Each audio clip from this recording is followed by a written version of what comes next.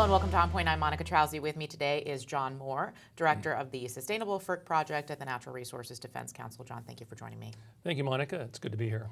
So, John, many moving parts on energy and environment policy right now, with, in many cases, uncertainty surrounding next steps on regulation. Recently, EPA Administrator Scott Pruitt commented that the grid is more vulnerable to attacks when coal generation is at or below 30%. When coal is replaced by renewables, does the grid become less stable and more vulnerable to attacks? Well, Monica, I have to say when I first heard about Administrator Pruitt's comments, my first thought was that the most protective resources are the wind and the sun, which terrorists can't attack as far as I know so far. The reality is that beyond that, we know the grid can function on very high levels of renewable energy.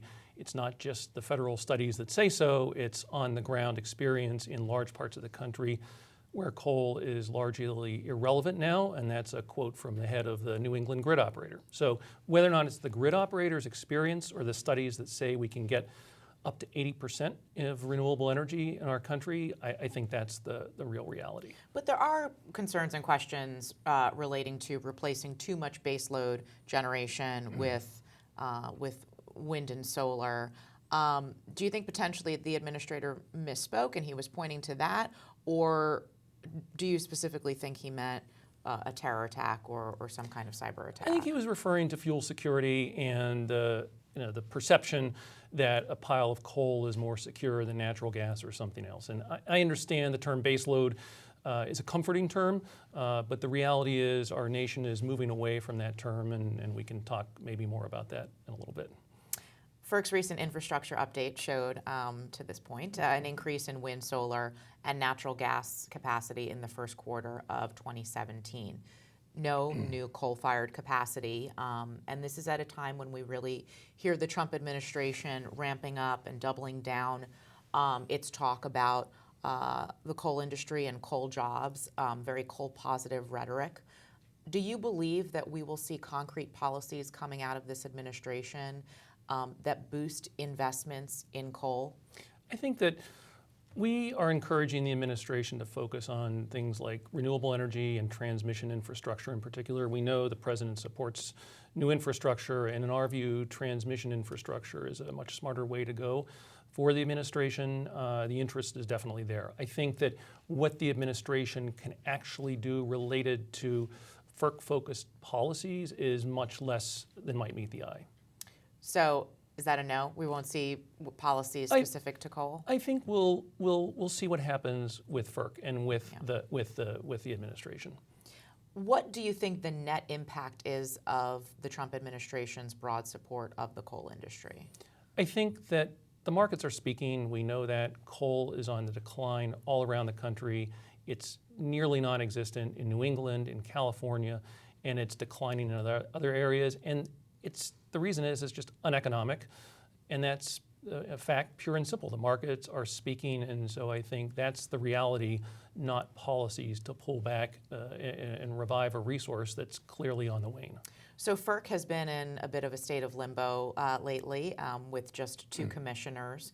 Senate Energy recently approved the president's new nominees for FERC. And we're hearing from Chairwoman Murkowski that she hopes that a vote will come to the floor before the 4th of July.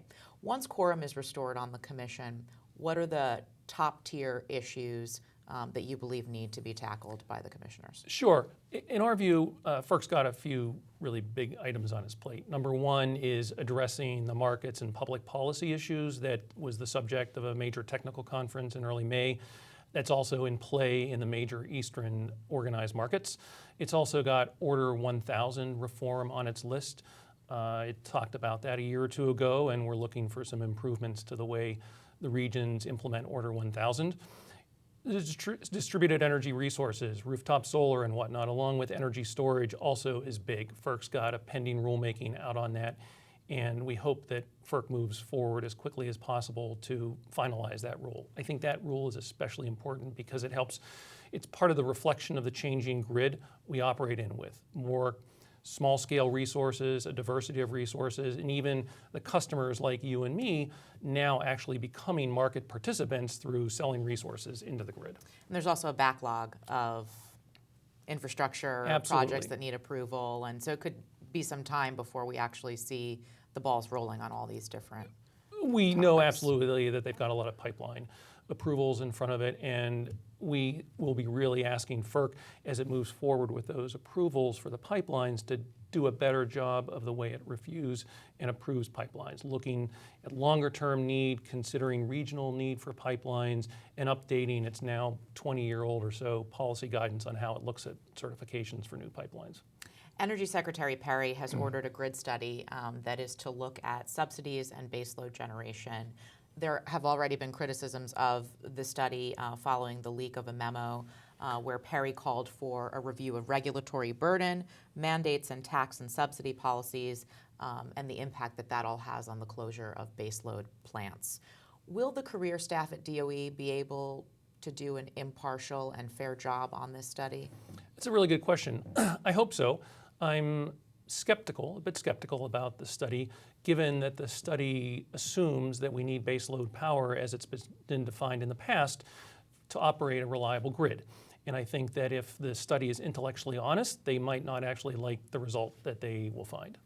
All right, it'll be interesting to watch that one. It will be. All right, we'll end it right there. Thank you so much for coming on the show. Thank you, Monica. And thanks for watching. We'll see you back here tomorrow.